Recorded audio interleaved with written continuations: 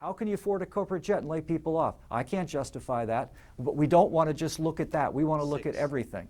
And as we reported right here yesterday, for a company so deep in trouble, there's plenty to look at. Not just the $40 million Air Force of 6 sleek Kmart corporate jets, but how they're being used by executives. There they go to bankruptcy court in Chicago at a cost of $10,000 to tell the judge the company can't pay its bills and will likely close more than 200 stores and lay off thousands of people. 2 Kilo Mike, have a good day.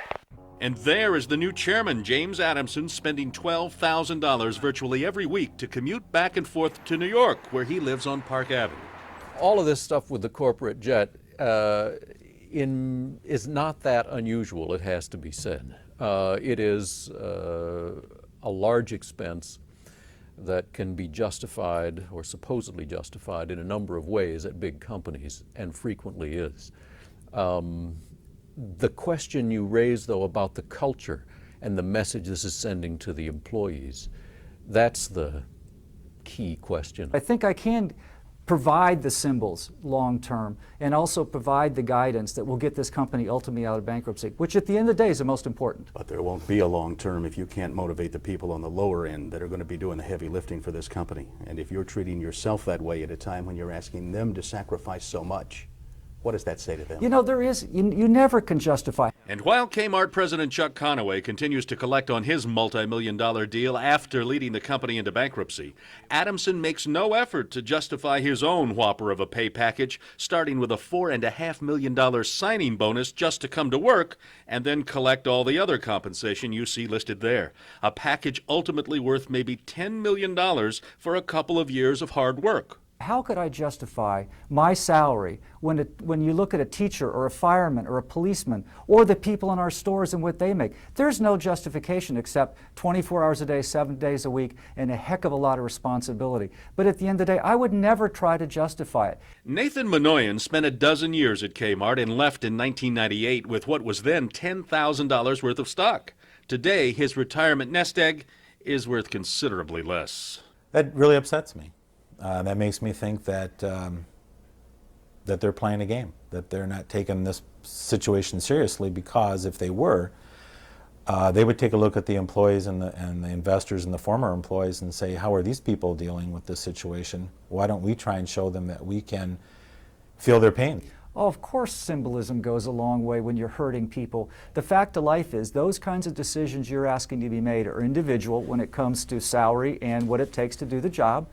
The other symbols, all symbols are being looked at. Well, why do you even have to look at spending that kind of money for that kind of expense? Why don't you just on the face of it say, I don't need that. I can do without that. I can share some of the sacrifice in this company. I don't have to wait till somebody says, look, maybe we better not do that anymore. Why don't you do it now? You're the leader here. Because I'm not going to do it now because I need it. I need to be at work as often as possible, number one.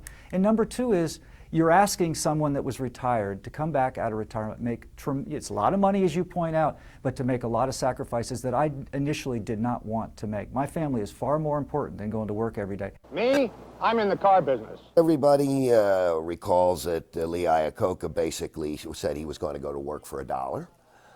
He turned in his salary, he turned in everything, and he basically said that he was going to be rewarded based on what he was able to achieve, and through stock price appreciation and so forth. That's exactly how he got rewarded. And he got rewarded handsomely. But nobody raised the question about, was that too excessive for him to be paid? That was never even an issue. Because in effect, he was ready to say, this is what I'm going to put my fortune, my finances at risk based on what I can do. And so that's the kind of story you want to see here. You want to see, let's pay these people a living wage and salary, but let's put everything else on the success of the turnaround. And the concept is not out of date. Just last month, the chairman of the Ford Motor Company stood up and said, in that regard, I've asked the board to pay me no salary, bonus, or long-term compensation except for options. If the company succeeds, I will do well. And if we don't, I don't get paid. This is how much I believe in the ultimate success of this plan and in our company. While I was a director, I took nothing but stock in this company. I believe in it so much. Why don't you do that as acting chairman? I'm not going to take stock until we figure out what's going to happen with this company. Are you not doing that because you're afraid at the other end there might not be as much as you're getting now? Does it matter? That's a personal decision. I don't know what's going to end up at the end. If you had the crystal ball to how the stockholders are going to do, how the vendors are going to end up doing, it'd be nice to know. It's not a personal decision, Mr. Adamson. It's a decision that affects everybody at the lower end of this corporation. When they see you making that personal decision, as you call it, and they say, hey, do you know how many $12,000, $15,000 a year employees we could save and put to work in these stores to turn this company around if guys like you and Mr. Conaway didn't take all your money up front? It's a fair question. I'm not arguing with it. And there's no justification from your vantage point. And I would be foolish to try to justify it.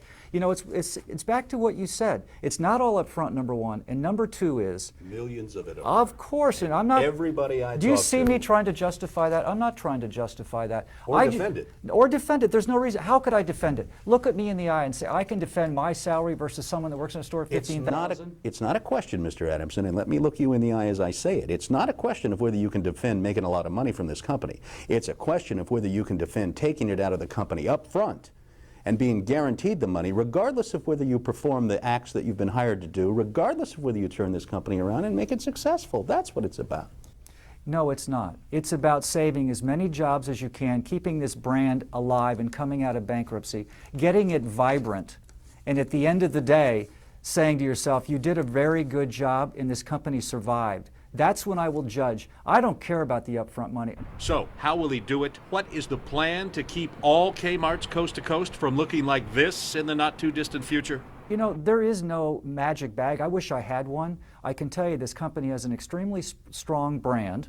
It's not executed very well. I mean, when you go into our stores, we're not always in stock. The lines sometimes are too long. That's one of our Achilles heels. The first thing we have to do is get back to basics and fix the operations of this business. On our special online web chat last night, many Kmart employees made it clear they love this company, and even at $6 to $12 an hour and no guarantees, they are willing to do everything they can to help turn it around.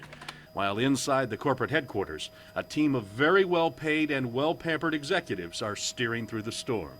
There are plenty of CEOs who get paid stunning amounts of money and who perform fabulously well, and there's no argument. You know, fine. Who cares? Everybody's happy, right? But in a case like this, where there's big trouble, then, yeah, it is a better way to perform.